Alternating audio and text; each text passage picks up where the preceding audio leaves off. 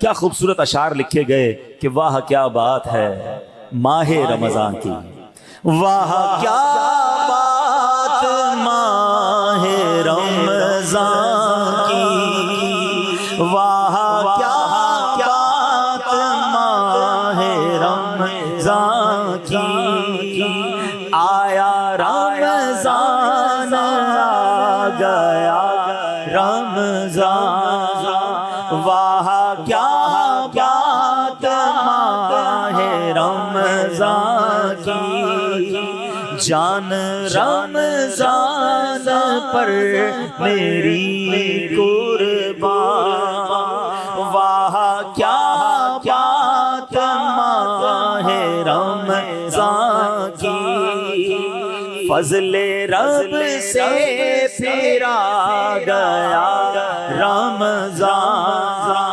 لوٹو رمضان کا لوٹ لو فیضان، واہ کیا بات ماہ رمضان کی۔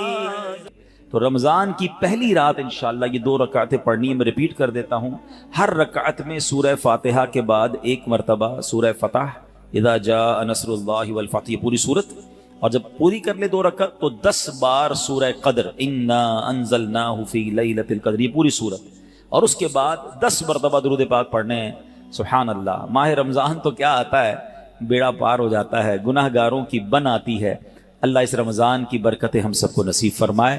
تو درود پاک کی کیا بات ہے، نیت کر لیں انشاءاللہ، کثرت کے ساتھ درود پاک پڑھیں گے انشاءاللہ، تو اسے مرنے سے پہلے 2 میں سے ایک فضیلت نصیب ہو جائے گی۔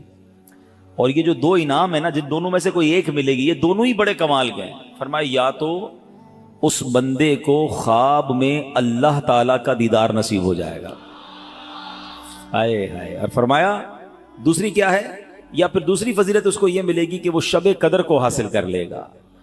تو دونوں ہی سمجھ لے کمال کی فضیلتیں ہیں۔ تو جناب پہلی رات نام حضرت پہ لاکھ بار درود، بے عدد اور بے شمار درود ہم کو پڑھنا خدا نصیب کرے، دم بدم اور بار بار درود، کون جانے درود کی قیمت، کون جانے درود کی قیمت ہے، عجب در شاہوار درود، جو محب نبی ہے اے کافی، جو محب نبی ہے اے کافی، چاہیے اس کو بار بار درود۔ صلو علی الحبیب صلی اللہ تعالی علی محمد صلی اللہ علیہ وسلم۔ حدیث پاک میں آتا ہے انما الاعمال بالنیات، اعمال کا دار و مدار نیتوں پر ہے۔ تو آئیے کچھ اچھی اچھی نیتیں بھی کر لیتے ہیں، بیان سننے سے پہلے کچھ اچھی نیت کر لیں۔ نیت کر لیجئے کہ رضائے الہی کے لیے بیان سنوں گا، بادب بیٹھوں گا، خوب توجہ سے سنوں گا، جو سنوں گا اسے یاد رکھنے، عمل کرنے اور دوسروں تک پہنچانے کی کوشش کروں گا۔ سبحان اللہ سبحان اللہ۔ میرے پیارے اسلامی بھائیوں، ایک مرتبہ پھر ماہ غفران، نزول قرآن، رب کے مہمان ماہ رمضان کی آمد ہے۔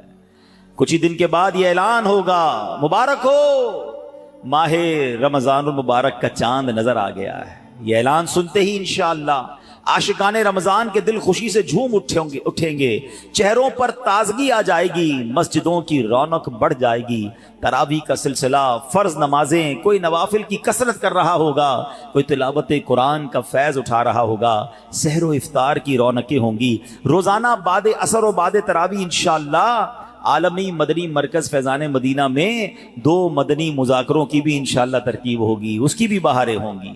سبحان اللہ۔ کیا آپ جانتے ہیں رمضان مبارک کتنا عظیم مہینہ ہے؟ جی ہاں، وہ مہینہ تشریف لا رہا ہے جسے حدیث پاک میں سید الشہور یعنی تمام مہینوں کا سردار کہا گیا۔ وہ مبارک مہینہ آ رہا ہے کہ اس کی پہلی رات سے آسمانوں کے دروازے کھول دیے جائیں گے، پھر آخری رات تک، لاسٹ نائٹ تک وہ دروازے بند نہیں ہوں گے۔ جو اس مہینے میں ایک سجدہ کرے اسے 1500 نیکیاں لکھی جاتی ہیں، اور جنت میں سرخ یاقوت کا گھر بنایا جاتا ہے۔ اللہ اکبر، سمجھ آ رہی ہے بات؟ ایک سجدے پر 1500 نیکیاں، اور ایک ہی سجدے پر سرخ یاقوت کا جنت میں گھر۔ اب سوچیں جو نفل پڑھتے ہیں، جو پوری تراویح پڑھتے ہیں، ہر سجدے پر کیا کچھ حاصل کر رہے ہیں. انہیں سوچنا چاہیے جو تراویح میں سستی کر جاتے ہیں، نوافل میں سستی کرتے ہیں. دل پر چوٹ کرنے کے لیے ایک جملہ کہہ دیتا ہوں، باقی پھر آگے چلتے ہیں، کہ اگر یہ کہہ دیا جائے کہ ماہ رمضان میں جو جتنے سجدے کرے گا اسے اتنے 1000 روپے ملیں گے، پھر بتائیں کتنے سجدے کریں گے؟ اچھا جناب جو ماہ رمضان میں پوری تراویح پڑھے گا اسے جناب کورنگی کی ایک بڑی سوسائٹی میں ایک پلاٹ دیا جائے گا، 20 رکعت پوری پڑھے، بندہ کہ 20 کے بعد کہیں کچھ اور بھی پڑھ لیتا ہوں، ایک پورا پلاٹ مل جائے گا ہر سجدے پر.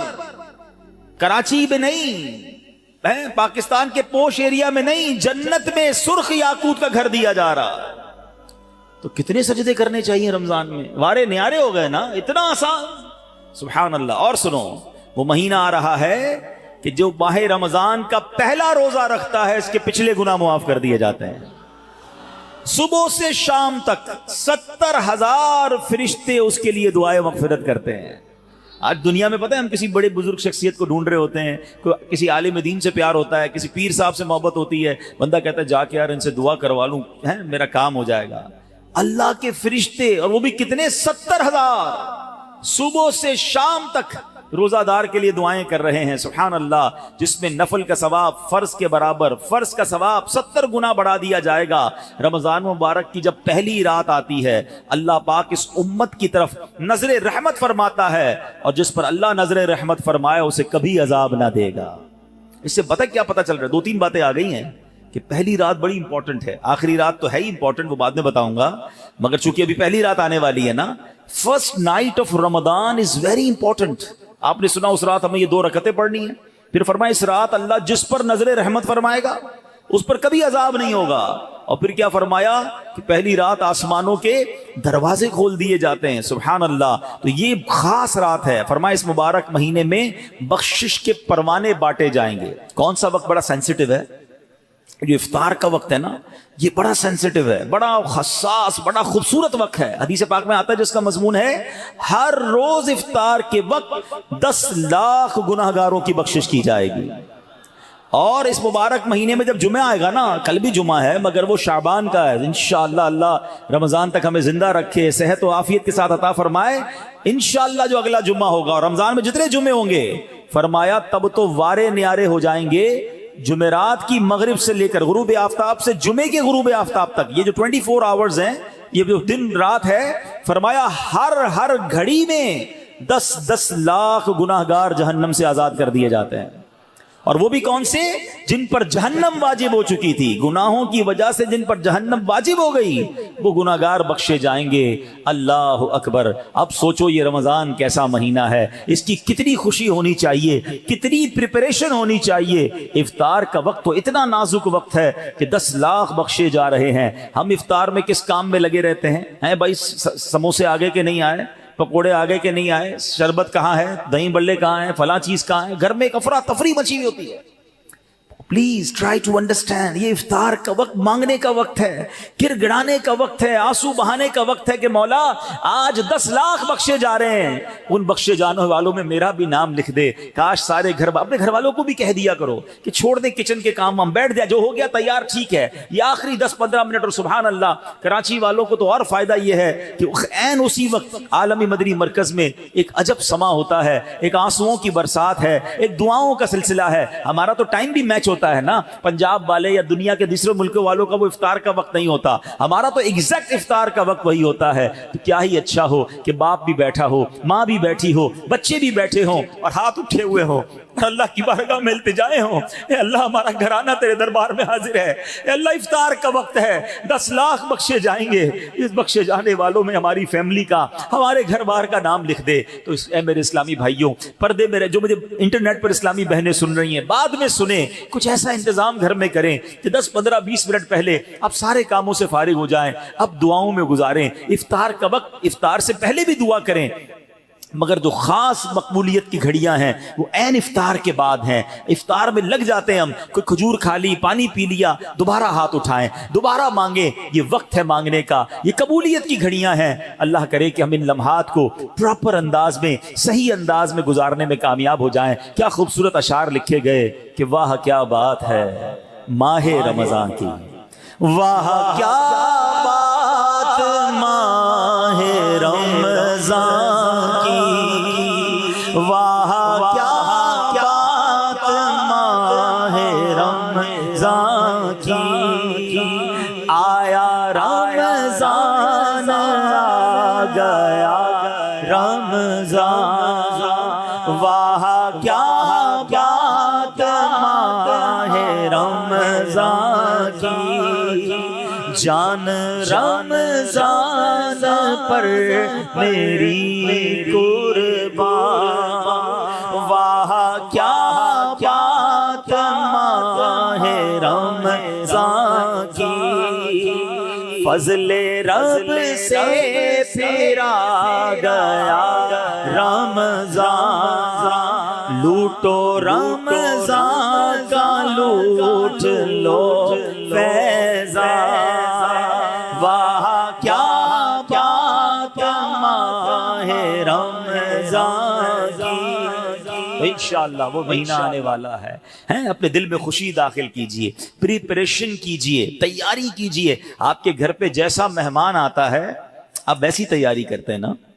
کوئی دور کا مہمان، نارمل مہمان، آپ نارمل سی تیاری کرتے ہیں. اسپیشل مہمان آپ اسپیشل تیاری کرتے ہیں. کچھ مہمان ایسے ہوتے ہیں جن کے آنے کے لیے انتظار ہوتا ہے، یقین نہیں آتا وہ ہمارے گھر آ رہے ہیں. بندہ گھر بھی سجاتا ہے، صفائی بھی کرتا ہے، خوشبو بھی لگاتا ہے، اچھے اچھے کھانے بناتا ہے. مہمان کی تیاری ہے نا. تو رمضان یہ رب کی طرف سے ہمارے لیے مہمان آ رہا ہے، ہماری بخشش کروانے آ رہا ہے. ہمیں اپنے آپ کو سجانا ہے، اپنے کردار کو سجانا ہے. اپنی صحت کا بھی اس لیے خیال رکھو کہ میں اب ایسے الٹے سیدھے کھانے نہ کھاؤں رمضان سے پہلے. پتہ ہے جس کی شادی ہونے والی ہوتی ہے تو دولہے کو لوگ کہتے ہیں بھائی ذرا خیال رکھنا، شادی والے دن ہی بیمار مت ہو جانا. ایک ہفتہ پہلے سے احتیاط کرواتے ہیں، زیادہ سفر نہیں کرواتے، زیادہ تھکن والا کام نہیں کرواتے.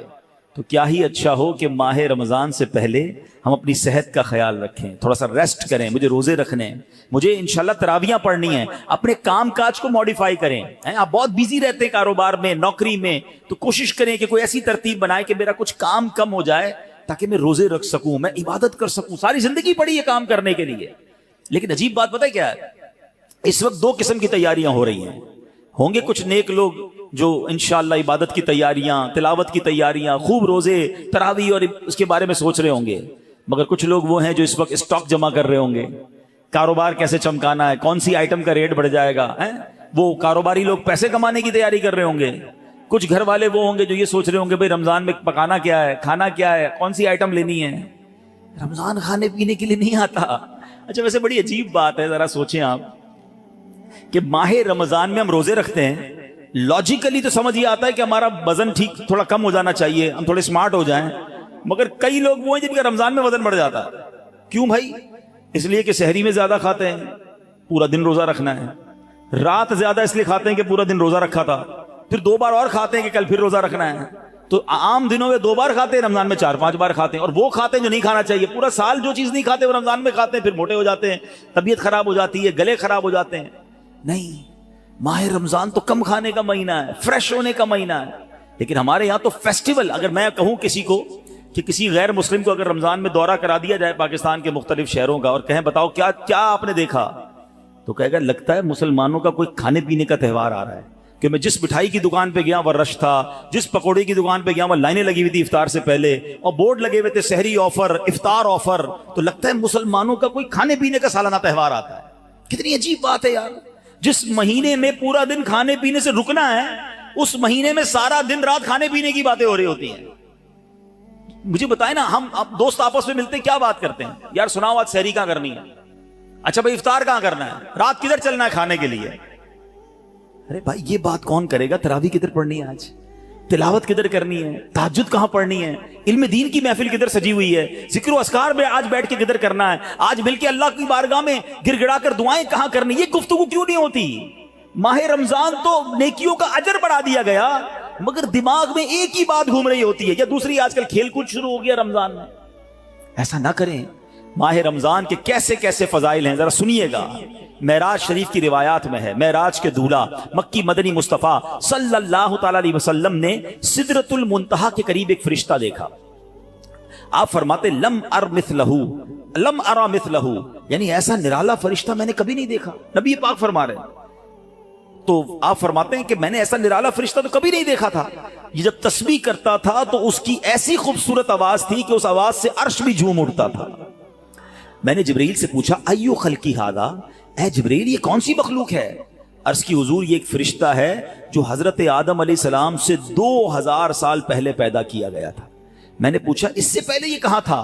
عرض کیا اللہ پاک نے عرش کے نیچے جنت میں ایک جگہ بنائی ہے، یہ وہیں ہوتا ہے. حضور آج آپ کے دیدار کے لیے حاضر ہوا ہے. کیا شان ہے میرے آقا کی، ہر کوئی فدا ہے بن دیکھے، دیدار کا عالم کیا ہوگا. ارے فرشتہ بھی میرے آقا کے دیدار کا تمنائی ہے. جبریل امین کہتے ہیں حضور آج آپ کے دیدار کے لیے حاضر ہوا ہے. مکی مدنی سلطان صلی اللہ تعالی علیہ وسلم فرماتے ہیں کہ اب نبی پاک علیہ الصلوۃ والسلام نے اس فرشتے سے ایک بڑا کمال کا سوال کیا. ذرا سنیے گا، آپ کا ایمان تازہ ہو جائے گا. پیارے آقا علیہ الصلوۃ والسلام نے اس فرشتے کو سلام کیا تو وہ تسبیح میں مصروف تھا، اللہ پاک کی تسبیح میں مصروف تھا، اسے سلام سنائی نہ دیا.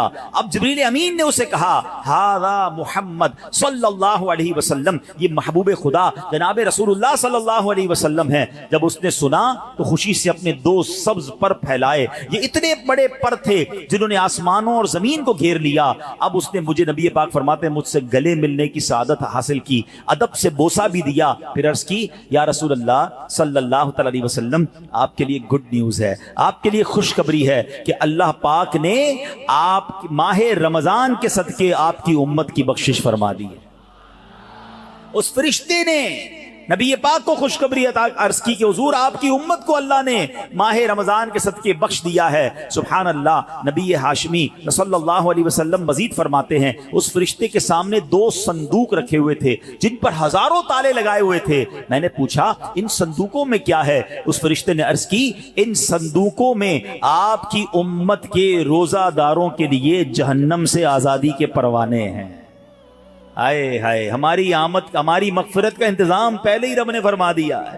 کاش ہم ماہ رمضان کے قدردار بن جائیں. اے گناہ گاروں تمہاری سمجھ لو بات بن آئی ہے، عاصیوں کی مغفرت کا لے کر آیا ہے پیام. جھوم جاؤ مجرموں رمضان ماہ غفران ہے. بھائیوں بہنوں کرو سب نیکیوں پر نیکیاں، پڑ گئے دوزخ پہ تالے قید میں شیطان ہے. اللہ اکبر. تو اے میرے پیارے اسلامی بھائیوں یہ اس قدر مبارک مہینہ ہے کہ اللہ کریم اس مہینے میں رحمتوں اور برکتوں کے دروازے کھول دیتا ہے. اس مہینے میں مغفرتوں کے انتظام ہو گئے ہیں. اللہ کرے کہ ہم ماہ رمضان کی قدر کرنے والے بن جائیں. رب عز و جل قرآن مجید میں اس ماہ مبارک کے بارے میں فرماتا ہے. ماہ رمضان کی آپ اہمیت کا اندازہ اس بات سے بھی لگائیں کہ پورے قرآن میں صرف ایک ہی مہینے کا ذکر ہے، اور وہ مہینہ کون سا ہے؟ وہ مہینہ ماہ رمضان ہے. اللہ قرآن میں فرماتا ہے بسم اللہ الرحمن الرحیم شہر رمضان الذی انزل فیہ القرآن ھدی للناس وبینات من الھدی والفرقان فمن شہد منکم الشہر فلیصم. ترجمہ کنز العرفان. رمضان کا مہینہ ہے جس میں قرآن نازل کیا گیا، جو لوگوں کے لیے ہدایت اور رہنمائی ہے اور فیصلے کی روشن باتوں پر مشتمل ہے. تو تم میں جو کوئی یہ مہینہ پائے وہ روزے رکھے. پیارے اسلامی بھائیوں رمضان المبارک کی شان کیسی ہے. یہ مہینے جس کو بھی رمضان ملتا ہے نا اس کو گویا لاٹری لگتی ہے. میں آپ کو واقعہ سناتا ہوں، بہت امیزنگ واقعہ ہے. پیارے آقا علیہ الصلوۃ والسلام کی بارگاہ میں حضرت بہت اچھے بڑے صحابی ہیں، بلند مرتبہ صحابی ہیں، حضرت طلحہ بن عبید اللہ رضی اللہ تعالیٰ جہاد میں گئے اور شہید ہو گئے. اور 1 سال بعد دوسرے جو صحابی تھے ان کا بھی انتقال ہو گیا. ٹھیک ہے. حضرت طلحہ فرماتے ہیں ان دونوں کے دنیا سے جانے کے بعد ایک رات میں نے خواب میں دیکھتا ہوں کہ میں جنت کے دروازے پر کھڑا ہوں، یہ دونوں صحابی رسول وہاں موجود ہیں. اتنے میں جنت کے اندر سے کوئی باہر آیا، وہ صحابی جن کا انتقال 1 سال بعد ہوا تھا انہیں لے کر جنت میں چلا گیا. تھوڑی دیر کے بعد دوبارہ وہ فرشتہ آیا اور جو صحابی 1 سال پہلے شہید ہوئے تھے ان کو بعد میں جنت میں لے کر گیا. اب بات سمجھ آ رہی ہے؟ جو شہید ہوئے زیادہ عبادت کرتے تھے وہ بعد میں جنت میں گئے، اور جو 1 سال بعد جن کا انتقال ہوا جو اتنی عبادت نہیں کرتے تھے مگر وہ جنت میں پہلے چلے گئے. اچھا کمال دیکھو صحابہ کرام علیہ رضوان کا کہ جو بھی خواب دیکھتے تھے، جو بھی ذہنوں میں سوال ہوتا تھا، ڈائریکٹلی نبی پاک علیہ السلام کی بارگاہ میں آ جاتے. ان کے پاس کیسی نعمت موجود تھی کہ اس کا مسئلے کا حل تو نبی پاک نے کرنا ہے. کہا حضور یہ کیا ماجرا ہے شہید وہ ہوئے عبادت بھی زیادہ کرتے تھے، جنت میں وہ بعد میں جا رہے ہیں، جن کا انتقال بعد میں ہوا حضور وہ پہلے جا رہے ہیں جنت میں۔ اللہ اکبر۔ تو نبی پاک علیہ الصلوۃ والسلام نے کیا خوبصورت جواب دیا، فرمایا یہ دوسرے صحابی 1 سال زیادہ زندہ نہیں رہے؟ کہاں جی حضور یہ تو 1 سال زیادہ زندہ رہے۔ تو فرمایا کیا 1 سال زیادہ زندہ رہنے والے نے 1 سال پہلے شہید ہونے والے سے زیادہ روزے نہیں رکھے 1 سال؟ فرمایا ہاں روزے تو رکھے۔ تو نبی پاک نے پوچھا کیا اس 1 سال بعد والے نے سجدے زیادہ نہیں کیے؟ عرض کیا جی حضور سجدے بھی زیادہ کیے۔ تو نبی پاک نے فرمایا بس اسی وجہ سے ان دونوں کے درمیان زمین و آسمان کا فرق ہے۔ بات سمجھ آ رہی ہے؟ مومن اور نیک آدمی کی لمبی عمر یہ اس کے لیے بہت بڑی سمجھ لو فائدہ ہے کہ وہ جتنا جیتا ہے اتنے سجدے زیادہ کرتا ہے، اتنے رمضان اسے ملتے ہیں۔ ابھی 15 شعبان کو نوافل پڑھے تھے نا، 2 رکعت یہ بھی تو تھے نا کہ اللہ ہمیں درازی عمر بالخیر عطا فرما۔ یاد رکھیے گا بندہ نیک ہو اور عمر طویل ہو تو اس کے وارے نہیں آ رہے ہیں، لیکن اگر بندہ گناہ گار ہے اس کی عمر بڑی ہو جائے تو وہ تو مارا گیا نا، اس کی تو روز نماز قضا ہو رہی ہے، اس کے رمضان کے روزے بھی قضا ہو رہے ہیں، وہ روز جھوٹ بول رہا ہے، وہ روز حرام کما رہا ہے، تو اس کا تو گناہوں کا میٹر جاری ہے نا۔ یہ لوگ بڑی عمر کی جو دعا کرتے ہیں نا، بڑی اچھی نعمت ہے یہ، لیکن اللہ سے ہمیشہ یہ دعا کریں کہ مولا نیکیوں والی طویل عمر عطا فرما، عافیت والی طویل عمر عطا فرما۔ تو پتہ چلا کہ پھر رمضان آ رہا ہے میری بخشش کروانے، پھر رمضان آ رہا ہے میرے نامہ اعمال میں درود پاک پڑھ لیں، صلو علی الحبیب۔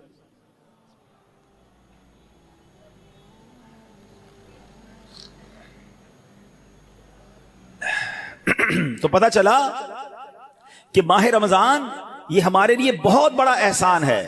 اللہ خیر سے رمضان عطا کر دے، اس کو ضائع نہ ہونے دینا، اس کو خوب نیکیوں میں گزارنا۔ پچھلے گناہوں کی معافی کا ایک اور چانس دیا جا رہا ہے، مغفرت کا گویا ایک اور موقع آنے والا ہے۔ اللہ کرے کہ ہم اس کی قدر کرنے میں کامیاب ہو جائیں۔ یا خدا ہم عاصیوں پر یہ بڑا احسان ہے، یا خدا ہم عاصیوں پر یہ بڑا احسان ہے، زندگی میں پھر عطا ہم کو کیا رمضان ہے۔ یا الہی تو مدینے میں کبھی رمضان دکھا، یا الہی تو مدینے میں کبھی رمضان دکھا، مدتوں سے دل میں یہ عطار کے ارمان ہے۔ تو اے میرے پیارے اسلامی بھائیوں، کاش ماہ رمضان کی ہم قدر کرنے میں کامیاب ہو جائیں۔ آپ کو معلوم ہے ماہ رمضان جب ماہ رمضان آتا تھا نا تو میرے آقا اس کا بھرپور استقبال فرماتے تھے۔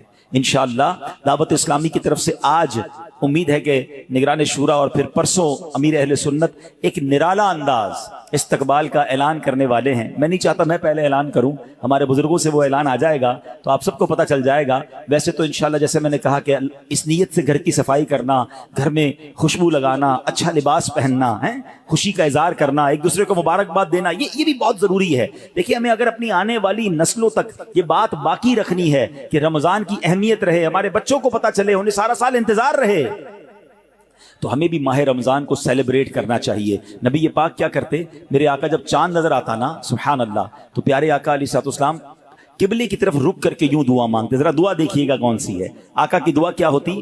اللہم اہلہ علینا بالامن والامانہ والسلامۃ والعافیۃ المجللۃ ودفاع الاسقام والعون علی الصلاۃ والصیام والقیام وتلاوۃ القرآن اللہم سلمنا لرمضان وسلمہ منا حتی ینقضی وقد غفرت لنا ورحمتنا وعفوت عنا۔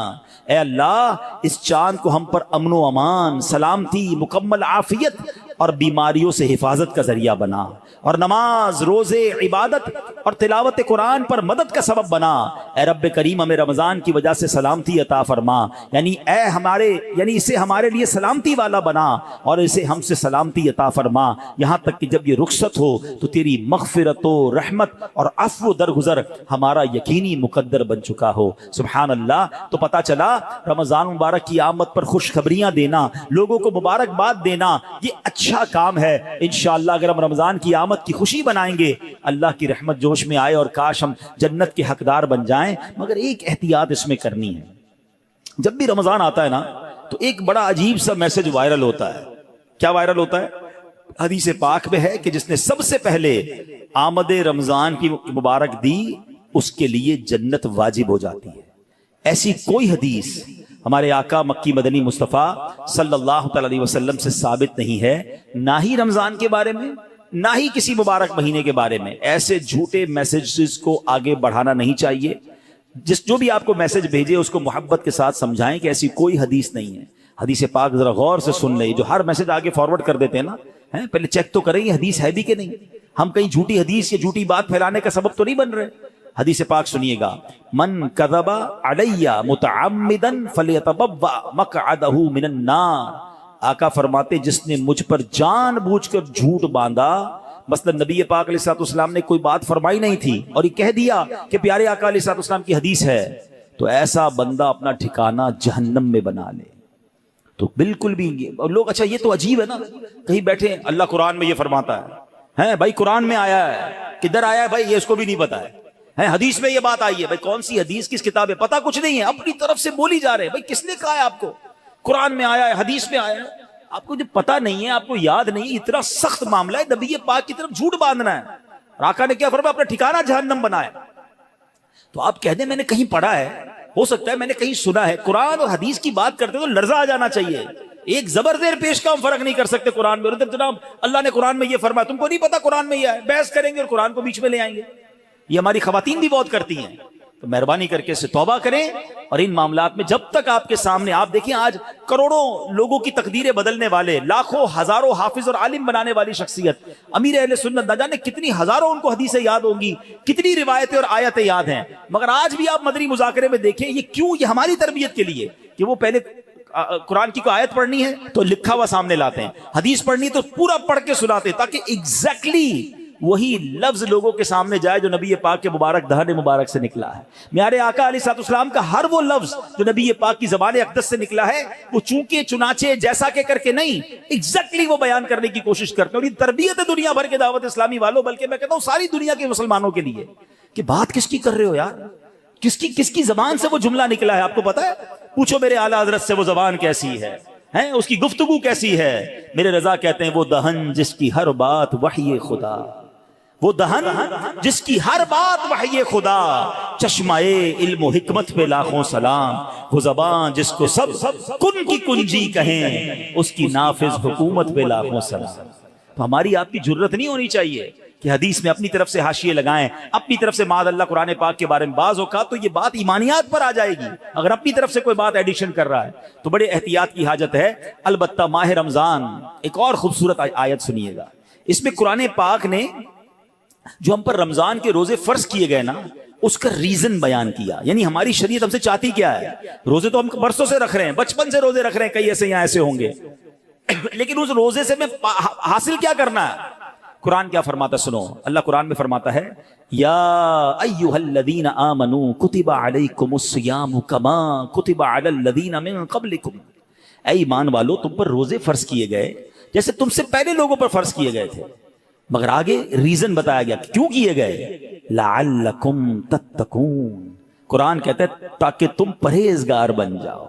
آج سمجھ لیں، میں اس موضوع کو تھوڑا اور مزید ڈیفائن کروں گا کہ روزے فرض ہونے کی وجہ قرآن نے کیا بیان کی، لعلکم تتقون، تاکہ تم پرہیزگاری اختیار کرو، تم پرہیزگار بن جاؤ۔ اس آیت کریمہ میں جو روزے کی اعلیٰ ترین حکمت اور بہت بڑا فائدہ بیان کیا گیا، ایکچولی اس میں چھپا ہوا ہے لعلکم تتقون، تاکہ تم پرہیزگار بن جاؤ۔ اے میرے پیارے اسلامی بھائیوں، پتا چلا کہ مبارک مہینہ ہے جس میں ہمیں تقوی حاصل کرنا ہے۔ آپ نے علماء کرام کا بیان سنا ہوگا، وہ بعض علماء کہتے ہیں الحمدللہ رب العالمین والعاقبۃ للمتقین، اس کا معنی پتہ ہے؟ ہائے ہائے، یقین کریں کبھی کبھی خطبہ ہی ہلا دیتا ہے یہ جملہ اگر سمجھ آ جائے نا کہ تمام تعریفیں اس رب کے لیے ہیں جو عالمین کا رب ہے، والعاقبۃ للمتقین، جو آخرت ہے نا، جو بعد والی زندگی ہے وہ ہے ہی متقین کے لیے۔ تو ہم کدھر جائیں گے اگر ہم متقین نہیں ہیں، متقیوں میں نہیں ہیں، تو پھر ہمارا کیا بنے گا؟ اب ذرا غور کیجئے، تقوی یہ بڑی کمال کی نعمت ہے، آسان نہیں ہے، مگر سبحان اللہ رمضان کا روزہ جو ہے وہ ہمیں متقی بنانے آیا ہے۔ قرآن کہتا بھی یہی ہے لعلکم تتقون، تاکہ تم پرہیزگار بن جاؤ، متقی بن جاؤ۔ سبحان اللہ, تقوی کتنی بڑی دولت ہے. حضرت ابو سعید خدری رضی اللہ تعالیٰ عنہ سے روایت ہے, رسول اکرم نور مجسم شفیع معظم صلی اللہ علیہ وسلم نے ایک صحابی کو نصیحت کرتے ہوئے فرمایا, علیک بتقوی اللہ فانہ جماع کل خیر, تم پر تقوی لازم ہے کہ بے شک تقوی تمام بھلائیوں کا مجموعہ ہے. تمام بھلائیوں کا کمبینیشن کیا ہے؟ وہ تقوی ہے. حجت الاسلام امام محمد غزالی فرماتے ہیں, اے عزیز تجھے جاننا چاہیے کہ تقوی ایک نایاب خزانہ ہے. اگر تم اس خزانے کو حاصل کرنے میں کامیاب ہو گئے تو تم بہت بڑی کامیابی حاصل کر لو گے. یوں سمجھو کہ دنیا اور آخرت کی تمام بھلائیاں تقوی میں جمع کر دی گئی ہیں. اور وہ تقوی کیسے ملے گا؟ وہ روزے سے ملتا ہے. اگر بندہ صحیح معنوں میں روزہ رکھ لے تو انشاءاللہ وہ تقوی اختیار کر لے گا. تو اے میرے پیارے اسلامی بھائیوں, اب ذرا غور کیجئے, ایکچولی رمضان کو نئی زندگی پانے کا مہینہ قرار دیا گیا, نشاط ثانیہ. یہ بڑی کمال کی بات سنیے گا. شاید آپ کو حیرانی ہوگی کہ صوفیہ کرام کے مطابق انسان 2 مرتبہ پیدا ہوتا ہے. ہر انسان, صوفیہ کرام کہتے ہیں 2 مرتبہ پیدا ہوتا ہے.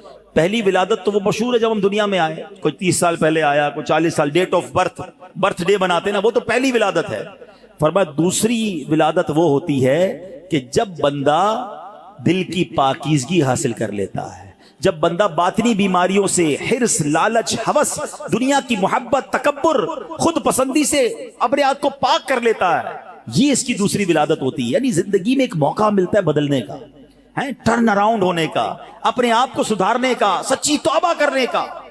ایک بار پھر رمضان آ رہا ہے, آؤ دوبارہ جی لیتے ہیں, آؤ دوبارہ بدل جاتے ہیں, آؤ اپنے رب سے دوستی کر لیتے ہیں. جو زندگی گزری ہمیں سب کو معلوم ہے کیسی گزری, کیوں نہ یہ رمضان نشاط ثانیہ کا اپنے آپ کو بدلنے کا مہینہ بنا دیں. اللہ نے پھر موقع دے دیا ہے. اے میرے پیارے اسلامی بھائیو, اس بات کو اس طرح سمجھیے, ایک بزرگ بڑی عمر کے تھے, ان کی عمر 60 یا 70 سال تھی, بال بھی سفید تھے. کسی نے کہا حضور آپ کی عمر کتنی ہے؟ کہتے 4 سال. حضور کیوں مذاق کر رہے ہیں, اتنی بڑی عمر ہے, آپ کے تو اپنے پوتے پوتیاں ہوں گی, آپ کہہ رہے ہیں 4 سال عمر ہے. کہتے ہیں بات یہ ہے کہ عمر تو بہت زیادہ ہے, بس توبہ کیے ہوئے 4 سال ہی ہوئے ہیں, اللہ سے دوستی کیے ہوئے 4 ہی سال ہوئے ہیں, باقی زندگی تو کھیلوں میں, گناہوں میں گزار دی ہے.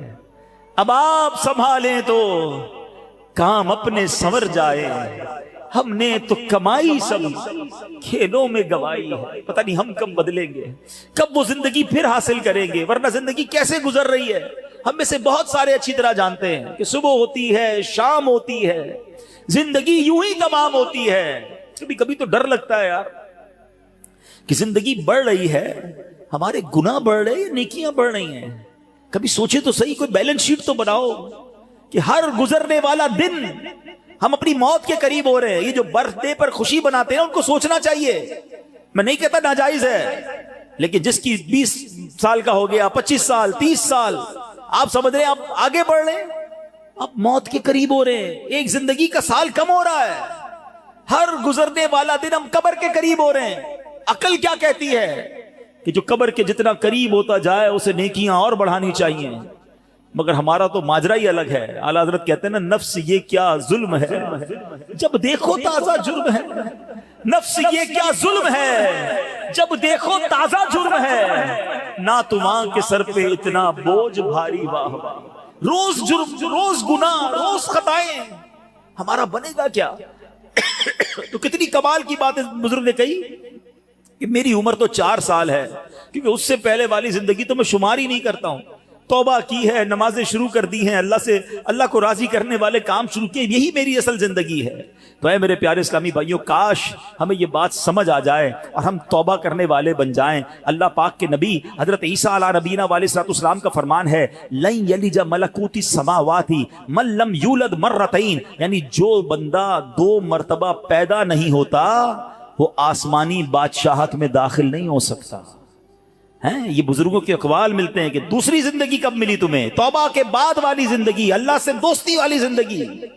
اے شراب پینے والو, اے نماز قضا کرنے والو, اے حرام کام کرنے والو, اے چھپ چھپ کر گناہ کرنے والو, اے چوری کرنے والو, اے ڈاکہ ڈالنے والو, اے ماں باپ کو ستانے والو, کب تک گناہ کرو گے؟ آؤ وہ مہینہ آ رہا ہے جس مہینے میں ہمیں رب سے دوستی کرنی ہے, جس مہینے میں ہمارے دشمن, ارے ہمیں بہکاتا کون ہے؟ ابلیس نا, شیطان. اسی شیطان کو تو رمضان میں بند کر دیا جاتا ہے. کتنا ہمارے لیے کام آسان ہو گیا, بہکانے والا ہی بند ہے. اب تو توبہ کر لو, اب تو رب سے دوستی کر لو, اب تو اپنی لائف کو ریوائیو کر کے نشاط ثانیہ ایک نئی زندگی حاصل کر لو کہ چلو اس رمضان سے پہلے والی زندگی دوسری, اور اب زندگی الگ ہے. اب اللہ کی رضا والی زندگی, اب سجدوں والی, اب نماز والی, اب حلال والی زندگی ہوگی. آپ نے 2 صحابی کے واقعات سنے, 1 سال زندہ رہے زیادہ, وہ شہید سے آگے بڑھ گئے کیونکہ وہ 1 سال انہوں نے سجدوں میں, نمازوں میں, روزوں میں گزارا. ہمارا ہر سال ہمارے نہ جانے کتنے گناہوں میں اضافہ کرتا ہوگا. ہمیں یہ غور کرنا چاہیے. کاش اب زندگی کو بدلنے میں کامیاب ہو جائیں. حدیث پاک میں فرمایا ان لکل شیء بابا وان باب العبادۃ الصیام, بے شک ہر چیز کا دروازہ ہوتا ہے اور روزہ عبادت کا دروازہ ہے. تو اے میرے پیارے اسلامی بھائیوں, کاش ہم روزے کی اہمیت کو سمجھیں. ہمارا ایک اور بڑا پرابلم ہے, ہم نے روزے کا نام بس بھوکا پیاسا رہنے کو سمجھ لیا ہے. لوگ جناب ہمارے یہاں تو ایسے بھی لوگ پائے جاتے ہیں, بات آپ کو عجیب لگے گی. میں بہت چھوٹا تھا, ہمارے علاقے میں جب لوگ ساری رات جاگتے ہیں تو ایک صاحب کے بارے میں کسی نے عذرائے مذاق کہا کہ یہ صاحب بھونپو تو بھونپو روزہ رکھتے ہیں. میں نے کہا یہ کون سا روزہ ہوتا ہے؟ ہم جب چھوٹے تھے, اب تو پتہ نہیں وہ سائرن بجتے ہیں, بھونپو کہتے تھے اس کو, سحری کا سائرن تو افطار کا سائرن. میں نے کہا یہ کون سا روزہ ہے؟ تو ساری رات جاگتے ہیں, سحری کر کے سو جاتے ہیں اور اب افطار میں جا کے اٹھتے ہیں. تو نہ ظہر پڑی نہ عصر پڑی, مغرب کا بھی پتہ نہیں ہے. یہ کون سا روزہ ہے؟ صرف کیا بھوکا پیاسا ہی رہنا ہے؟ فلمیں ڈرامے دیکھ رہے ہیں لوگ, موبائل پہ گیمز چل رہی ہیں, میوزک چل رہا ہے. ہم کیوں رمضان کی نہیں سمجھ رہے؟ روزہ کس چیز کا نام ہے؟ دیکھو یہ کیسے بندے کو پلٹا دیتا ہے اگر صدق کے دل کے ساتھ روزہ رکھا جائے. حضرت شیخ ابو بکر شبلی کا واقعہ سنیے گا, 3ری صدی کے بزرگ ہیں. کہتے ہیں اپنی زندگی کا ایک حیرت انگیز واقعہ بیان کیا آپ نے. ایک مرتبہ ایک قافلے کے ساتھ میں ملک شام جا رہا تھا, تو کہتے ہیں کہ راستے میں اچانک ڈاکوؤں کی جماعت نے ہمارے قافلے پر اٹیک کیا اور قافلے والوں کا ساز و سامان لوٹ کر اپنے سردار کے سامنے ڈھیر کر دیا. جانچ پڑتال کرنے لگے, ایک شخص کے سامان سے بہت ساری شکر اور بادام نکلے. ڈاکو تو ڈاکو ہوتے ہیں. انہوں نے جناب کہا چلو مال بھی ملا اور پیسے کھانا بھی ملا, تو سب نے شکر اور بادام کھانا شروع کر دی. مگر میں نے دیکھا کہ ڈاکو کا سردار کھا نہیں رہا کچھ. شیخ ابو بکر شبلی کہتے ہیں بھائی تم کیوں نہیں کھا رہے؟ لوٹ تو لیا ہے, سب کھا رہے, تم خاموش ہو. تو کہتا ہے میرا روزہ ہے. شیخ ابو بکر شبلی کہتے ہیں کہ ایک طرف تو لوگوں کا مال لوٹ رہے ہو, لوگوں سے پیسے لوٹ رہے ہو, اور تم روزہ بھی رکھے ہوئے ہو, یہ کیا بات ہوئی؟ تو کیا کہتے ہیں وہ ڈاکو کا سردار کہتا ہے کہ اللہ پاک سے صلح کے لیے کوئی راہ بھی تو باقی رکھنی چاہیے نا. مجھے پتا ہے میں غلط کر رہا ہوں, مگر رب کو راضی کرنے کے لیے کوئی راستہ تو باقی رکھوں نا. اللہ اکبر. وہ کہتے ہیں مجھے تو, شیخ ابو بکر شبلی کہتے ہیں میں تو بات بھول گیا, مگر کچھ عرصے کے بعد میں نے مکہ مکرمہ میں اسی ڈاکوؤں کے سردار کو دیکھا. اس کے چہرے پر عبادت کا نور تھا, مجاہدات کی وجہ سے اس کا جسم کمزور پڑ چکا تھا, وہ احرام باندھے طواف کعبہ میں مصروف تھا. اسی حالت میں دیکھ کر مجھے ایک بار پھر حیرت ہوئی. میں نے ان سے پوچھا تم وہی نہیں جو ڈاکوؤں کے سردار تھے؟ کہتے ہاں بات یہ ہے کہ میں وہی ہوں, اور سنیے اسی روزے نے میری اللہ پاک سے صلح کروا دی ہے. یہ روزہ عبادت کا دروازہ ہے, اس کی اہمیت کو سمجھنا ہے. روزہ رکھ کر جو لوگ گناہ کر رہے ہیں, رمضان کی راتوں میں جو گناہ کر رہے ہیں, خدا نہ ایسا نہ کریں. اور آئیے گناہوں بھری زندگی سے ہمیں اپنے آپ کو بدلنا ہے. صحابی رسول حضرت جابر بن عبداللہ کا کمال کا فرمان ہے. میں نے خود زندگی میں پہلی بار یہ جو جملہ پڑھا, لیکن کیا کمال کی بات آپ فرماتے ہیں. آپ فرماتے لا تجعل یوم صومک و یوم فطرک سواء, فرماتے تمہارے روزے کا دن اور بغیر روزے کا دن ان دونوں کو ایک جیسا مت رکھو. بات بڑی پتے کی ہے. تم بغیر روزے کے جیسے ہوتے ہو, روزے میں بھی ویسے ہی ہو. روزے کا دن الگ ہونا چاہیے, اس دن عبادتیں زیادہ ہونی چاہیے, اس دن گناہوں سے بدلنا ہونا چاہیے, اس دن میرے اندر اور تبدیلی آنی چاہیے. کاش آنکھوں کا روزہ ہو کہ میری آنکھیں حرام نہ دیکھیں, کاش زبان کا روزہ ہو کہ میری زبان جھوٹ نہ بولے, کسی کا دل نہ دکھائے. کاش میرے ہاتھ بھی روزے میں ہوں, یہ ہاتھ کسی ظلم کی طرف نہ بڑھیں. کاش میرے پیر بھی روزے والے ہوں, یہ پیر مجھے کسی حرام کے اڈے کی طرف نہ لے جائیں. اللہ کرے کہ صرف بھوکا پیاسا نہیں, ہم اپنے پورے جسم کا روزہ رکھیں, اپنے کردار کا روزہ رکھیں, میری ذات سے کسی کو تکلیف نہ پہنچے. اور سچی بات بتاؤں, روزہ تو بہت سارے لیسن دیتا ہے. تقوی کی بات ہو رہی ہے نا, ایکچولی تقوی کی شاندار پریکٹس بھی ہمیں روزہ کرواتا ہے. مجھے بتائیے, جب ہم روزہ رکھتے ہیں اور افطار کا وقت قریب آنے والا ہوتا ہے, لاکھوں کروڑوں لوگ روزہ رکھتے ہیں پوری دنیا میں, اب دیکھیں تو اربوں لوگ روزہ رکھتے ہیں. کوئی ایک اسلامی بھائی, بچہ بچی مجھے بتا دیں, اسلامی بھائی اسلامی بہن, کہ جو روزے سے پہلے چپکے سے گھر میں جائے, کوئی دیکھنے والا نہ ہو اور کچھ کھانا پینا کھا لے. آپ کے ساتھ کئی بار ایسا ہوا ہوگا کہ افطار سے پہلے آپ گھر گئے ہوں گے، گھر میں کوئی نہیں ہے، آپ نے فریج کھولا ہوگا، کوئی ٹھنڈا شربت پڑا ہوا ہے، فروٹ کٹا ہوا ہے، گھر میں پانی کا جگ بھی پڑا ہوا ہے، آپ کو پیاس بھی لگ رہی ہے، گھر میں کوئی بھی نہیں ہے، کوئی ایک ایسا جس نے چپکے سے پانی پی لیا ہو، جب کوئی نہیں دیکھ رہا بھائی کیوں نہیں پیا آپ نے، تو آپ کیا جواب دیں گے؟ کون دیکھ رہا ہے؟ اللہ دیکھ رہا ہے. ایسا ہی ہے نا. اچھا یہ تو چلے کھانے پینے کی بات ہے، ہم افطار سے پہلے عصر کی نماز پڑھ رہے ہیں، حلق خشک، تھکے ہارے، وضو خانے پر گئے، وضو کر رہے ہیں، جب کلی کرتے ہیں تو ہمارے منہ میں پانی آ چکا ہے. منہ اور حلق میں کتنا فاصلہ ہے؟ 1 انچ کا بھی فاصلہ نہیں ہے. کوئی دیکھ بھی نہیں سکتا کہ میں نے کلی کر کے پانی کتنا باہر نکالا، کتنا اندر ڈال دیا. تو ایک آدھا گھونٹ پی لو بھائی، کسی کو نہیں پتا چلے گا. تو آپ کیا جواب دیں گے؟ کون دیکھ رہا ہے؟ جواب ذرا بلند آواز سے دو نا. کون دیکھ رہا ہے؟ کمال کی بات ہے. دیکھو روزہ کیسی شاندار پریکٹس کرا رہا ہے. میں اکیلا ہوں، کھا پی اس لیے نہیں رہا ہوں کہ اللہ دیکھ رہا ہے. اور آپ کو پتا یہی کھانا پینا سحری کا وقت ختم ہونے سے پہلے بھی حلال، افطار کا وقت ہو گیا اس کے بعد پھر حلال. صرف اس ٹائم میں نہیں کھا پی رہا، حلال چیزیں تھی روزے کی وجہ سے بعد میں رک گیا. تو جو رب تمہیں کھاتے پیتے دیکھ رہا ہے وہ حرام کام کرتے نہیں دیکھتا. آپ سوچیں یہ شاندار، ہم ہر سب جتنے مسلمان ہیں پریکٹس کرتے ہیں رمضان میں، بالکل پکی پریکٹس ہوتی ہے. اللہ دیکھ رہا ہے اس لیے نہیں کھاؤں گا، اللہ دیکھ رہا ہے پھر فلم کیوں دیکھتے ہو، اللہ دیکھ رہا ہے پھر حرام کیوں دیکھتے ہو، اللہ دیکھ رہا ہے تم جھوٹ کیوں بولتے ہو. رمضان میں بھی گناہ کر رہے ہیں لوگ، اور رمضان کے بعد تو دھڑلے سے کر رہے ہیں. کیا میرا رب معاذ اللہ تمہیں صرف کھاتے پیتے دیکھ سکتا ہے؟ تمہیں حرام کام کرتے ہوئے، حرام کماتے ہوئے، جھوٹ بولتے ہوئے، کسی پر زیادتی کرتے ہوئے نہیں دیکھ رہا؟ اس وقت کیوں خیال نہیں آتا اللہ دیکھ رہا ہے؟ اس کا مطلب یہ ہوا کہ اللہ کی رحمت سے ہمیں پریکٹیکلی تقوی کی پریکٹس کرائی جاتی ہے رمضان میں، تاکہ ہم تگڑے ہو جائیں، ہم روحانی طور پہ مضبوط ہو جائیں. شیطان کو بند کر دیا جاتا ہے، لیکن جیسی شیطان آزاد ہوتا ہے، جو مسجد صبح و شام بھری رہتی ہے وہ خالی ہو جاتی ہے. جناب پھر گناہوں کے کام شروع ہو جاتے ہیں. کیوں؟ ارے ہماری تو پریکٹس کروائی گئی رمضان میں کہ رمضان کے بعد بھی مضبوط رہیں. آئیں اس بار ایسی پکی سچی نیت کر لو کہ انشاءاللہ رمضان کا بھی انتظار نہیں کریں گے. آج سے انشاءاللہ اب نمازوں کی پابندی شروع ہو جائے گی انشاءاللہ. آج سے اب گناہوں کو چھوڑ کر رمضان کا استقبال کرنا ہے نا. آؤ میں آپ کو بتاتا ہوں میرے آقا رمضان کیسے گزارتے تھے. ایک عاشق رسول کے لیے تو سب سے بہتر طریقہ تو پیارے آقا کا رمضان ہے نا، جن کے صدقے رمضان ملا ہے، جن کے صدقے یہ ماہ ملا ہے. آئیے میں بتاتا ہوں وہ رمضان کیسے گزارتے تھے. سبحان اللہ. اللہ کے پیارے حبیب علیہ الصلوۃ والسلام جب رمضان آتا نا، بی بی عائشہ فرماتی ہے آپ کے چہرے کا رنگ بدل جاتا. اچھا کیوں بدلتا تھا؟ کہ خوف خدا کہ کہیں رمضان میں حق کے بندگی ادا کرنے میں کوئی کمی نہ رہ جائے. یہ کس کی بات ہو رہی ہے؟ محبوب رب العالمین جناب رسول اللہ صلی اللہ تعالی علیہ وسلم، آپ کا رنگ بدل جاتا. کیا کبھی ایسا ہوا کہ رمضان میں ہمارے چہرے کا رنگ بدلے کہ ہم ڈر جائیں کہ یا اللہ رمضان تو مل گیا، کہیں اس کا ادب کر سکوں گا کہ نہیں؟ ٹینشن ہی کسی کو نہیں ہے، فکر ہی کوئی نہیں ہے. نبی پاک کا یہ انداز تھا. پھر پیارے آقا علیہ الصلوۃ والسلام، اچھا پھر جو رمضان کی بے حرمتی کرتے ہیں نا، جو رمضان کی راتوں میں گناہ کرتے ہیں، ماد اللہ رمضان کی قدر نہیں کرتے، وہ بھی ذرا ایک واقعہ سن لیں. علامہ ابن جوزی رحمۃ اللہ تعالی لکھتے ہیں اللہ پاک کے آخری نبی رسول مقبول علیہ الصلوۃ والسلام نے فرمایا میرے پاس جبریل امین حاضر ہوئے. عرض کی یا رسول اللہ صلی اللہ تعالی علیہ وسلم، قیامت میں ایک نوجوان کو لایا جائے گا، وہ غمگین ہوگا، رو رہا ہوگا، فرشتے اس کو لوہے کے گرزوں یعنی آئرن راڈ سے اسے ہانک رہے ہوں گے.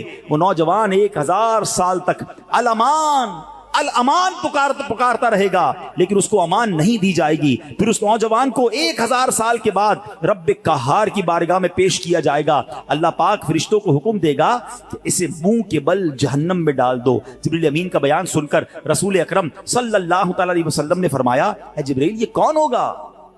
عرض کیا حضور وہ آپ کا ایک امتی ہوگا. فرمایا اس کا گناہ کیا ہوگا؟ اس کا گناہ کیا ہوگا؟ عرض کی یا رسول اللہ صلی اللہ تعالی علیہ وسلم یہ وہ بد نصیب ہے جس کی زندگی میں رمضان المبارک تو تشریف لایا مگر توبہ و استغفار کی بجائے ماہ رمضان کو اس نے گناہوں میں گزار دیا. رمضان میں گناہ نہیں کرنے، یہ بات سمجھ لو. آج میرے پیارے اسلامی بھائیوں بات بڑی سمجھنے والی ہے. مجھے ایک بات بتائیں، کوئی کہیں بھی گناہ کرے، گناہ ہوتا ہے، غلط ہے، مگر کوئی مکہ پاک میں جا کے گناہ کرے، حدود حرم میں جا کے گناہ کرے، ایک گناہ 1,00,000 گناہ کے برابر ہو جاتا ہے، سزا زیادہ ہو جاتی ہے. آپ کی مسجد کے باہر روڈ پہ کھڑے ہو کے معاذ اللہ کوئی گالی نکالے حرام، لیکن مسجد کے اندر آ کر نکالے، آپ کیا کہیں گے؟ خدا کا خوف کرو. اللہ کے گھر میں تو اسی طرح کچھ مقام کی اہمیت ہوتی ہے، کچھ وقتوں کی اہمیت ہوتی ہے، کچھ مہینوں کی اہمیت ہوتی ہے۔ رمضان ہمیں بخشوانے آیا ہے، اور اگر رمضان میں بھی گناہ ہوں گے تو اللہ کے غضب کو دعوت دینے والی بات ہے۔ حدیث پاک کا مضمون ہے کہ جو رمضان میں ایک گناہ کرے گا اس کے 1 سال کے اعمال برباد کر دیے جائیں گے۔ اب اس پہ ڈرنا ہوگا، ہمیں اس کی پریکٹس کرنی ہوگی۔ اچھا ایسا تو ہے نہیں کہ جیسے ہی رمضان کا چاند نظر آئے گا میری جناب جتنی بھی گناہوں کی عادتیں وہ آٹومیٹکلی بند ہو جائیں گی۔ جس کی جھوٹ بولنے کی عادت ہے، جس کی حرام دیکھنے کی عادت ہے، جس کی لڑائی کرنے کی عادت ہے، جس کی معاذ اللہ برے کام کرنے کی عادت ہے، وہ رمضان میں کیسے بچائے گا اپنے آپ کو؟ تو ابھی سے اپنے آپ کو بچانا شروع کر دیں، پریکٹس شروع کریں، اور اپنا ذہن بنا لو آپ کچھ بھی ہو جائے میں نے انشاءاللہ گناہ نہیں کرنا ہے۔ رمضان میں اپنے آپ کو گناہوں سے بچانا ہے۔ میرا موبائل اگر گناہوں کی طرف لے جاتا ہے مجھے موبائل نہیں چاہیے، میں بھلے وہ چھوٹا والا موبائل لے لوں، یا کم از کم یہ پیجز اور یہ بہت سارے جو سافٹ ویئر اپنے موبائل سے نکال دوں، کیونکہ کہیں میرا موبائل ہی مجھے گناہ نہ کروا دے۔ مجھے نہیں کھولنا ٹی وی اگر میرے ہاتھ سے ریموٹ ہاتھ میں آتا ہے اور میں کچھ غلط چیز دیکھتا ہوں۔ مدنی چینل دیکھیں، سبحان اللہ، ہر اس دوستی سے، ہر اس کمپنی سے، ہر اس صحبت سے مجھے بچنا ہے کہ جہاں بیٹھتا ہوں تو غیبتیں ہوتی ہیں، جہاں بیٹھتا ہوں تو جناب گناہ ہوتے ہیں۔ مجھے نہیں جانا بھائی، ایک گناہ اور 1 سال کے اعمال برباد۔ پتہ چلا لوگ رمضان میں نیکیاں کر کے بخشش پا رہے ہوں اور میں اپنی بری عادتوں کی وجہ سے مار کھاؤں۔ یہ بہت سخت عذاب ہے۔ دیکھیں آپ نے سنا نا کہ 1000 سال تک وہ الامان الامان الامان پکارتا رہے گا مگر اس کی پکار نہیں سنی جائے گی۔ ایک اور واقعہ آپ نے سنا ہوگا، امیر اہل سنت نے فیضان رمضان میں لکھا کہ مولا علی شیر خدا کرم اللہ تعالی وجہ الکریم نے ایک مردے کے حالات دیکھے، اسے آگ میں جلایا جا رہا تھا، وہ پکارنے لگا اے علی مجھے بچائیے، میری سفارش کیجئے۔ مولا علی شیر خدا ہیں، اللہ کی بارگاہ میں عرض کرتے ہیں مولا اس کو بخش دے۔ ارشاد ہوتا ہے اے علی تو آپ اس کی سفارش نہ کریں۔ کہ یا اللہ کیا وجہ ہے؟ کہ یہ وہ شخص ہے جو رمضان میں روزے تو رکھتا تھا مگر رمضان کی رات گناہوں سے باز نہیں آتا تھا۔ مولا علی کو سفارش سے روک دیا گیا۔ بہرحال آپ سوچیں تو روزے رکھ کر گناہ کرنے والے کا حال ہے، جو روزہ ہی نہیں رکھتا اس کا کیا ہوگا؟ تو خدا را یہ مہینے میں قدر کرنی ہے۔ یہ مہینہ میری اور آپ کی بخشش کے لیے آیا ہے، یہ ہمارے اعمال نامے کو بہت زیادہ انشاءاللہ امپروو کرنے کے لیے آیا ہے۔ اللہ کرے کہ ہم اس مہینے کے بارے میں سوچیں۔ ایک اور انداز میرے آقا کا کیا تھا، بی بی عائشہ صدیقہ رضی اللہ تعالیٰ عنہا فرماتی ہیں جب رمضان کا مہینہ تشریف لاتا تو پیارے آقا علیہ الصلوۃ والسلام عبادت پر کمر باندھ لیا کرتے۔ نبی پاک عبادت تو ویسے بھی بڑی فرمایا کرتے تھے مگر رمضان میں اسپیشل میرے آقا علیہ الصلوۃ والسلام اور زیادہ عبادت کرتے، نوافل بڑھا دیتے، ذکر و اذکار بڑھا دیتے، دعائیں بڑھا دیتے۔ تو ہمیں بھی رمضان میں پلان کرنا ہے کہ میں نے انشاءاللہ تلاوت قرآن کرنی ہے، میں نے رمضان میں اتنے نوافل پڑھنے ہیں، میں نے انشاءاللہ اتنے درود پڑھنے ہیں، میں نے آپ فضول کاموں سے بچنے لگ جائیں، آپ کی ویسے ہی ٹائم میں بڑی برکت ہو جانی ہے۔ اچھا رمضان المبارک میں پیارے آقا کا ایک اور انداز، نبی پاک رمضان میں 20 رکعت تراویح پڑھتے تھے۔ یاد رہے کچھ لوگ 20 رکعت میں ڈنڈی مار رہے ہوتے ہیں، وتر بھی ادا فرماتے، 20 رکعت پوری ادا فرماتے۔ پیارے آقا نے 20 رکعت تراویح نبی پاک نے نماز تراویح با جماعت پابندی سے ادا نہ فرمائی، صرف 2 دن ادا کی، اور پھر سبحان اللہ ہم پر کتنی بڑی مہربانی کی۔ آپ فرماتے ہیں کہ اگر اس پر پابندی کی گئی تو فرض ہو جانے کا اندیشہ ہے، میری امت کے لیے دشوار ہو جاتی، اس لیے آپ نے جماعت کی پابندی نہ فرمائی، البتہ 20 رکعتیں نبی پاک نے پڑھی۔ اور پھر آپ کے بعد حضرت عمر رضی اللہ تعالیٰ عنہ نے باقاعدہ 20 رکعت نماز تراویح کی جماعت کا اہتمام کیا۔ تو آج پوری دنیا میں مسلمان تراویح پڑھتے ہیں مگر وہ لوگ ایک نیا ٹرینڈ چلا ہے، 3 روزہ تراویح، 5 روزہ تراویح، 7 روزہ تراویح۔ غلط نہیں ہے یہ، مگر اس میں ایک احتیاط یہ کرنی ہے کہ جو بھی لوگ یہ انتظام کرتے ہیں وہ حافظ صاحب سے بھی کہہ دیں، اور حافظ صاحب سے بھی میری گزارش ہے کہ پراپر قرآن پڑھیں۔ ہم قرآن سننے کے لیے جمع ہوتے ہیں، کوئی ایوارڈ نہیں چاہیے۔ اتنا ماشاءاللہ 10 پارے بھی 4 پارے بھی پڑھ رہے ہیں اور 10 بجے فارغ بھی کر رہے ہیں، بڑے اسپیڈ میں پڑھتے ہیں۔ وہ اسپیڈ میں پڑھ رہے ہیں، قرآن پڑھنے کا ثواب مل بھی رہا ہے کہ نہیں؟ ٹھیک ہے نا، کچھ سمجھ ہی نہیں آ رہا تلاوت کیا ہو رہی ہے۔ تو یہ کوئی ریس نہیں لگی ہوئی، اللہ کا کلام ہے، اس کے آداب ہیں، اس کے جناب کوئی طریقہ کار ہے، اس کے پروناؤنسیشنز ہیں۔ بعض اوقات مخارج کی غلطی اور صحیح طریقے سے نہ پڑھنا ثواب کی بجائے گناہ ہوتا ہے۔ تو پڑھنے والے بھی احتیاط کریں اور ایسی جگہ ہی جا کر پڑھیں کہ جہاں صحیح معنوں میں صحیح تلفظ کے ساتھ تلاوت ہوتی ہو۔ لیکن اگر کوئی 3 روزہ 5 روزہ 7 روزہ تراویح پڑھتا ہے ٹھیک ہے، اگر صحیح تلاوت ہوئی اور آپ کی نماز ہو گئی اوکے، عاشقان رسول کے ساتھ آپ نے پڑھی ماشاءاللہ، لیکن اس کا مطلب یہ نہیں کہ آپ نے 3 روزہ ختم قرآن کر لیا، 5 روزہ ختم قرآن کر لیا، پورا مہینہ چھٹی ہو گئی۔ چاند رات تک، جب تک چاند نظر نہیں آتا اس سے پہلے آپ نے روزانہ تراویح پڑھنی ہے۔ سنت موقدہ ہے، کچھ لوگ سمجھتے تراویح نہیں پڑھی تو کوئی گناہ نہیں ہے، نہیں، تراویح سنت موقدہ ہے۔ سیدی اعلیٰ حضرت فرماتے ہیں سنت موقدہ کے ترک کی عادت بنا لینا گناہ ہے، اور میں نے آپ کو پہلے بتایا آج بیان کے شروع میں، ہر سجدے پر 1500 نیکیاں ہیں، تو سستی تو کرنی نہیں ہے۔ 20 رکعتوں کے بعد تراویح کے وتر کے بعد نفل بھی پڑھنے، اللہ کرے سحری میں اٹھے تو تہجد بھی پڑھیں، ہر سجدے پر نیکیاں ہیں۔ تو ہمیں تو اور عبادت کرنی ہے، نہ کہ عبادت سے جی چرانے کے، دور بھاگنے کے فارمولے اختیار کریں۔ نبی پاک کا ایک اور بڑا پیارا انداز، میرے آقا جب جبریل امین پیارے آقا کے پاس آتے نا، تو نبی پاک جبریل امین کے ساتھ قرآن کا دور فرمایا کرتے۔ ہائے ہائے ہائے، ہم میں سے بہت سارے وہ لوگ ہیں جو تلاوت کرتے ہیں، اچھی بات ہے، مگر یہ دور والی سنت بھی عمل ہونی چاہیے۔ دو دوست بیٹھ جائیں، میں پہلے آپ کو قرآن سناتا ہوں، پھر آپ سنائیں، اللہ کرے زبانی یاد ہو تو زبانی سنائیں، ورنہ پڑھ کے سنا دیں۔ گھر میں میاں بیوی کر سکتے ہیں، باپ بیٹا کر سکتے ہیں، بھائی بہن، پردے کے جو بھی معاملات فیملی کے ہیں وہ دیکھ کر اگر گھر میں بھی اپنے ساتھ بیٹھ کر دور کریں اور یاد کریں وہ کیسا منظر ہوگا جب جبریل امین اور نبی پاک قرآن کا دور فرمایا کرتے۔ اور ایک خاص کام نبی پاک کا یہ ہوتا کہ رمضان میں، ویسے تو میرے آقا سے بڑھ کر سخی کون ہے، مگر رمضان میں میرے آقا خوب سخاوت فرماتے، ہر آنے والے کو عطا فرماتے۔ راوی لکھتے ہیں ایسی سخاوت ہوتی کہ جیسے تیز آندھی چلتی ہے، اس سے زیادہ نبی پاک کی سخاوت جو ہے وہ جاری رہتی۔ تو ہمیں بھی چاہیے کہ ماہ رمضان میں ہم سخاوت کریں، اپنے دسترخوان کو بھی وسیع کریں، اور لوگوں تک بھی جناب جو مسلمان پریشان ہیں ان تک جناب آپ مدد پہنچائیں، یہاں جس سے جتنا بن سکے۔ ایک بات یاد رکھیے گا، جب بھی بات سخاوت کی آتی ہے نا، تو ذہنوں میں یہ بات آتی ہے کہ جناب یہ تو امیروں کا کام ہے، یہ بھول ہے ہماری۔ سخاوت جو ہے نا وہ ایکچولی دل کی غنا کا نام ہے۔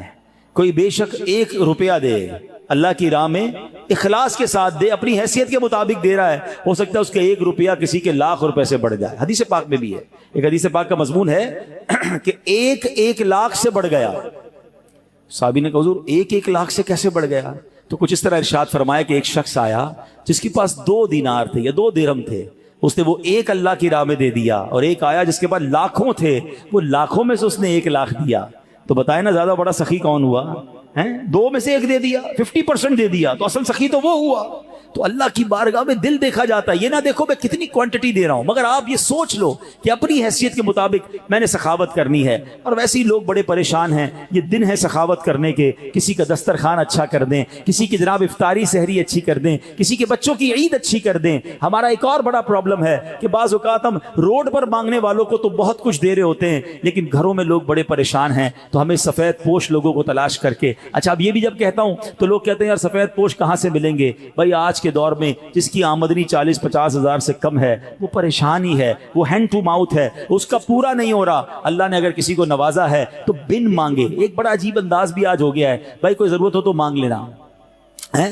کہاں سے مانگے گا؟ جس نے ساری زندگی جمعے کی نماز پڑھ کے خود ہی کچھ نہ کچھ چندہ دیا تھا، اب اس کے پیسے کم ہو گئے ہیں، وہ کیسے مانگے گا؟ کبھی مانگا ہی نہیں اس نے۔ آپ کیوں کسی کو مانگنے پر مجبور کر رہے ہیں کہ مجھ سے مانگ لینا میں دے دوں گا؟ نہیں، مجھے اور آپ کو رب بن مانگے دے رہا ہے۔ ہم لوگوں کو کہہ رہے ہیں ہم سے مانگے، ہم خود دیکھ لینا ہمارے ملازمین میں، ہمارے پڑوسیوں میں، ہمارے رشتہ داروں میں جو اس لیول کے لوگ ہیں، اور اگر اللہ نے آپ کو دیا ہے تو بن مانگے دینے کی عادت ڈالیں۔ خوشی خوشی ان کے گھر پہ سامان بھجوا دیں، راشن بھجوا دیں، کیش بھجوا دیں، ان کے چہرے پہ مسکراہٹ آپ دیکھیے گا۔ کبھی زندگی میں وہ نہیں مانگیں گے، وہ قرضہ لے لیں گے مگر کبھی کسی سے مانگیں گے نہیں، کیونکہ مانگنا ان کو کبھی آیا ہی نہیں۔ اللہ ان کو کبھی مانگنے کی نوبت میں نہ لائے، اللہ ہمیں بھی نہ لائے۔ اللہ سے ہم دعا کرتے ہیں کہ اے مولا ساری زندگی دینے والا بنائی رکھنا، کبھی مانگنے کی نوبت نہ آئے۔ اللہ ہاتھ اوپر والا عطا فرما، کبھی پھیلانے والا ہاتھ عطا نہ فرما۔ اللہ کے آگے ہاتھ پھیلائیں گے، اللہ کبھی مخلوق کے سامنے یہ نوبت نہ لائے۔ لیکن ہمیں بھی یہ خیال رکھنا چاہیے کہ جن کو اللہ نے نوازا ہے وہ اپنے مسلمان بھائیوں کی خیر خواہی کریں۔ تو بہرحال میرے پیارے اسلامی بھائیوں،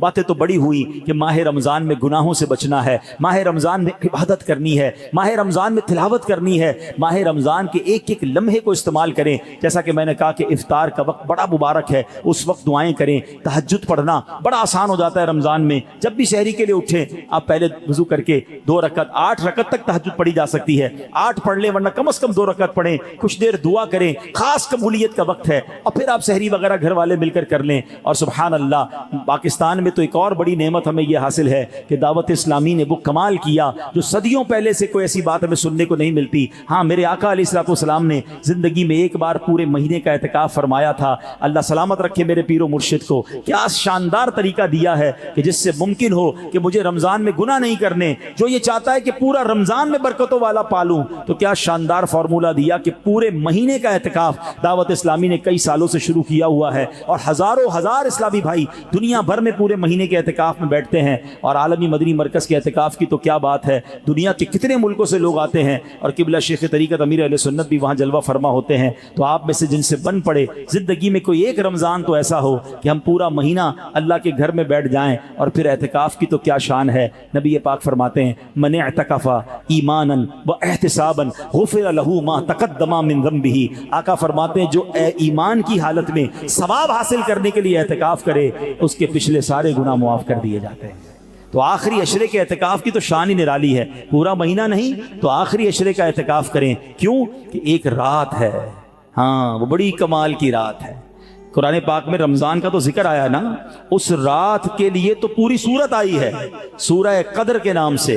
اور کیا فرمایا انا انزلناہ فی لیلۃ القدر وما ادراک ما لیلۃ القدر لیلۃ القدر خیر من الف شہر. تم نے کیا جانا لیلۃ القدر کیا ہے؟ لیلۃ القدر 1000 مہینوں سے بہتر ہے. تو یہ 1000 مہینوں سے بہتر رات کیسے ملے گی؟ سبحان اللہ, ہمارے آقا کتنے مہربان ہیں. یہ نہ فرمایا کہ پورے سال میں کبھی بھی لیلۃ القدر آ جائے, پورا سال ڈھونڈنا پڑتی. یہ بھی نہ فرمایا کہ پورے رمضان میں کوئی بھی رات لیلۃ القدر ہے تلاش کرو, پورا مہینہ ڈھونڈنا پڑتا. فرمایا رمضان کے آخری عشرے کی 5 طاق راتوں میں سے ایک رات لیلۃ القدر ہے, اسے تلاش کر لو. حدیث کا مضمون ہے. تو پھر اسی لیے اعتکاف کیا جاتا ہے کہ 10 دن اگر ہم مسجد میں ہیں تو جو بھی رات شب قدر ہوگی وہ ہمیں حاصل ہو جائے گی. تو ممکن ہو سکے تو رمضان کے آخری عشرے کا اعتکاف کر کے لیلۃ القدر کی برکتیں حاصل کریں. رب کریم سے پھر دعا ہے, اے مولا ہمیں صحت کے ساتھ عافیت کے ساتھ ماہ رمضان نصیب فرما, پورے روزے رکھنا نصیب فرما, پوری تراویح پڑھنا نصیب فرما, اور جو بخشے جائیں اے اللہ ان بخشے ہوں کے صدقے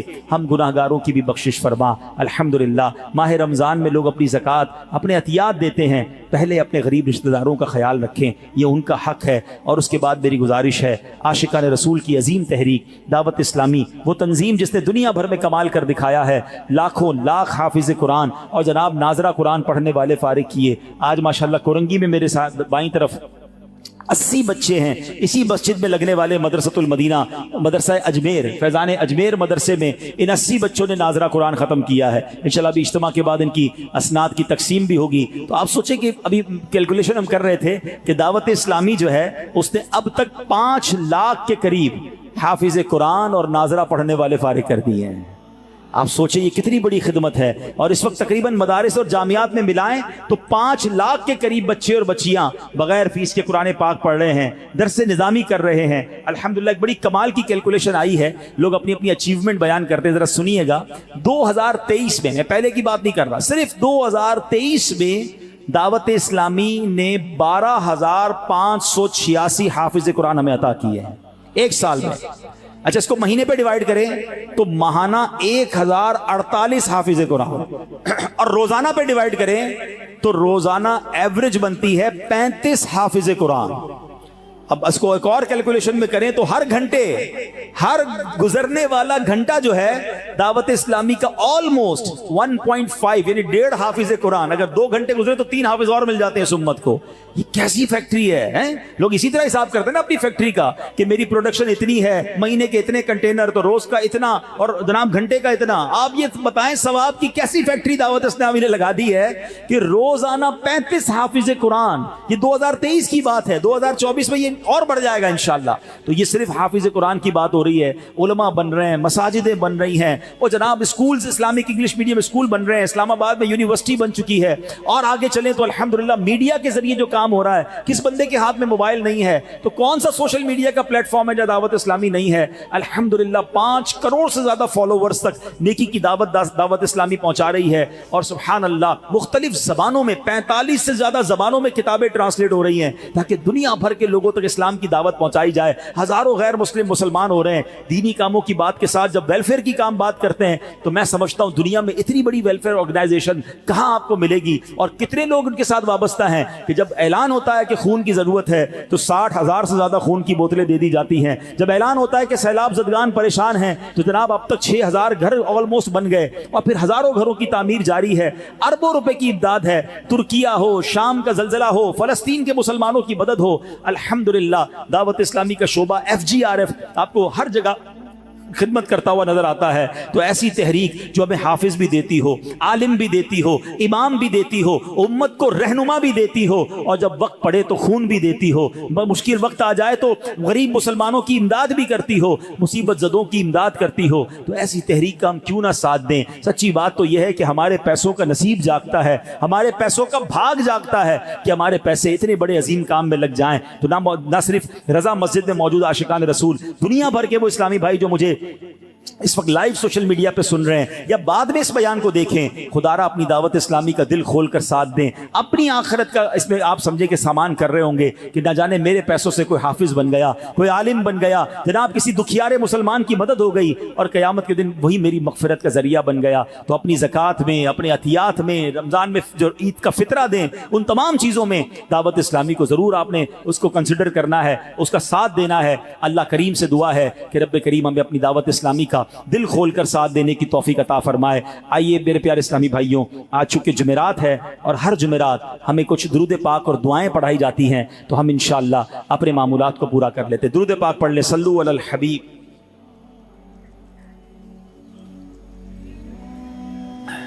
بزرگوں نے فرمایا جو شخص ہر شب جمعہ اور جمعرات کی درمیانی رات یہ درود شریف پابندی سے کم از کم ایک مرتبہ پڑھے, موت کے وقت سرکار مدینہ صلی اللہ علیہ وسلم کی زیارت کرے گا, اور قبر میں داخل ہوتے وقت بھی یہاں تک کہ وہ دیکھے گا کہ سرکار مدینہ صلی اللہ علیہ وسلم اسے قبر میں اپنے رحمت بھرے ہاتھوں سے اتار رہے ہیں. مل کر پڑھ لیتے ہیں, اللہم صلی وسلم وبارک علی سیدنا محمد النبی الامی الحبیب العالی القدر العظیم الجاہ وعلی آلہ وصحبہ وسلم. حضرت انس رضی اللہ تعالیٰ عنہ سے روایت ہے کہ تاجدار مدینہ صلی اللہ علیہ وسلم نے فرمایا جو شخص یہ درود پاک پڑھے, اگر کھڑا تھا تو بیٹھنے سے پہلے اور بیٹھا تھا تو کھڑے ہونے سے پہلے اس کے گناہ معاف کر دیے جائیں گے. مل کر پڑھ لیں, اللہم صلی علی سیدنا و مولانا محمد وعلی آلہ وسلم. جو یہ درود پاک پڑھتا ہے اس پر رحمت کے 70 دروازے کھول دیے جاتے ہیں. مل کر پڑھ لیں, صلی اللہ علی محمد. علامہ احمد سعدی رحمۃ اللہ تعالی بعض بزرگوں سے نقل کرتے ہیں اس درود شریف کو ایک بار پڑھنے سے 6 لاکھ درود شریف پڑھنے کا ثواب حاصل ہوتا ہے. مل کر پڑھ لیں, اللہم صلی علی سیدنا محمد عدد ما فی علم اللہ صلاة دائمتا بدوام ملک اللہ. ایک دن ایک شخص آیا تو نبی پاک علیہ الصلوۃ والسلام نے اسے اپنے اور صدیق اکبر رضی اللہ تعالیٰ عنہ کے درمیان بٹھا لیا. اس سے صحابہ کرام کو حیرت ہوئی کہ یہ کون بڑے مرتبے والا شخص ہے. جب وہ چلا گیا تو نبی پاک علیہ الصلوۃ والسلام نے فرمایا یہ جب مجھ پر درود پاک پڑھتا ہے تو یوں پڑھتا ہے. مل کر پڑھ لیں, اللہم صلی علی محمد کما تحب وترضى لہ. شافع امم صلی اللہ علیہ وسلم کا فرمان ہے جو شخص یوں درود پاک پڑھے اس کے لیے میری شفاعت واجب ہو جاتی ہے.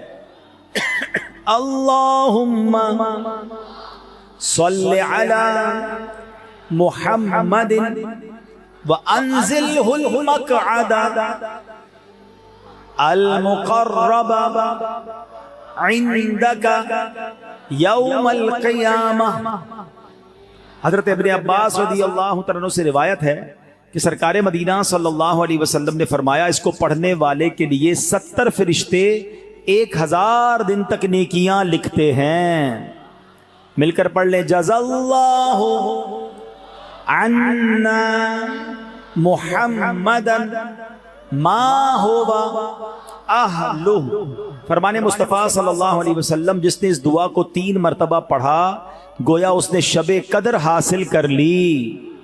मिलकर पढ़ते हैं, ला इलाहा इल्लल्लाह अल हलीमुल करीम सुब्हानल्लाहि रब्बिस समावाति अस्सब्इ व रब्बिल अर्शिल अज़ीम। ला इलाहा इल्लल्लाह अल हलीमुल करीम सुब्हानल्लाहि रब्बिस समावाति अस्सब्इ व रब्बिल अर्शिल अज़ीम। ला इलाहा इल्लल्लाह अल हलीमुल करीम सुब्हानल्लाहि रब्बिस समावाति अस्सब्इ व रब्बिल अर्शिल अज़ीम। सुभान अल्लाह। ये जो रात है ना जुमेरात की, जरा हदीस सुनिएगा। नबी पाक अलैहिस्सलाम फरमाते हैं बेशक अल्लाह पाक हर जुम्मे की रात के शुरू से लेकर आखिर तक और हर रात के आखिरी तिहाई हिस्से में दुनिया के आसमान पर तजल्ली फरमाता है और फरिश्ते को हुक्म देता है जो ये ऐलान करता है कोई मांगने वाला कि उसको अता करूं, है कोई तौबा करने वाला कि मैं उसकी तौबा कबूल करूं, है कोई बख्शिश मांगने वाला कि इसको बख्श दूं। ऐ नेकी के चाहने वाले नेकी के काम में जल्दी कर और ऐ गुनाह के चाहने वाले गुनाह से बाज आ जा। जुमे का दिन का एक वजीफा भी है कि नबी पाक अलैहिस्सलाम ने फरमाया जो शख्स जुमे वाले दिन फजर की नमाज से पहले 3 मरतबा अस्तगफिरुल्लाहल्लज़ी ला इलाहा इल्ला हुवा व अतूबु इलैहि पढ़े उसके गुनाह बख्श दिए जाएंगे अगरचे समुंदर की झाग से ज्यादा हो। तो वजीफा भी याद कर लें, फजर से पहले पढ़ना है। अल्लाह पाक हमें अमल करने की तौफीक अता फरमाए। सल्लू अलल